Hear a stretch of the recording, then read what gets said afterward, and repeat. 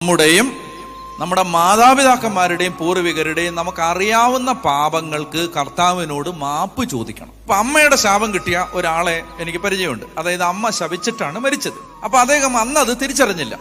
അന്ന് അദ്ദേഹം അമ്മയോട് ചെയ്യുന്ന ക്രൂരത ഒരു നല്ല കാര്യമാണെന്ന് കരുതി ജീവിച്ച ആളാണ്. എന്നാൽ കാലാന്തരത്തിൽ അദ്ദേഹത്തിന് അമ്മയോട് ചെയ്ത തെറ്റിന്റെ ഗൗരവം ബോധ്യപ്പെടുകയും അതിനെക്കുറിച്ച് അദ്ദേഹം വളരെ അനുദപിക്കുകയും ചെയ്തപ്പോഴേക്കും അമ്മ ഇല്ലാണ്ടായി. അപ്പൊ അദ്ദേഹം ചെയ്തൊരു കാര്യം ഇതാണ്: അമ്മയുടെ കല്ലറയിൽ പോയി മുട്ടയിൽ നിന്ന് ആ കല്ലറയുടെ മുമ്പിൽ ഇങ്ങനെ തല വെച്ച് കരഞ്ഞ് അയാൾ അമ്മയോട് മാപ്പ് ചോദിക്കുമായിരുന്നു. എന്ന് പറഞ്ഞാല് നമ്മള് മാതാപിതാക്കന്മാർ മരിച്ചുപോയി, അപ്പൊ അതുകൊണ്ട് നമുക്ക് മരിച്ചുപോയി കഴിഞ്ഞാൽ ഇനി പ്രത്യേകിച്ചൊന്നും ചെയ്യാനില്ല, അവരോട് നേരിട്ട് പോയി ചോദിക്കാനൊന്നും പറ്റത്തില്ല, കുമ്പസാരിക്കണം. പ്ലസ് അദ്ദേഹം അമ്മയോട് മാപ്പ് ചോദിക്കുന്ന സൂചനയായിട്ട് കല്ലറയിൽ പോയി മാപ്പ് ചോദിക്കുമായിരുന്നു. മാതാപിതാക്കന്മാരുടെ അനുഗ്രഹം കിട്ടാതെ മാതാപിതാക്കന്മാർ മരിച്ചുപോയി, നിങ്ങൾ ചെയ്യണം, എന്ത് ചെയ്യണം?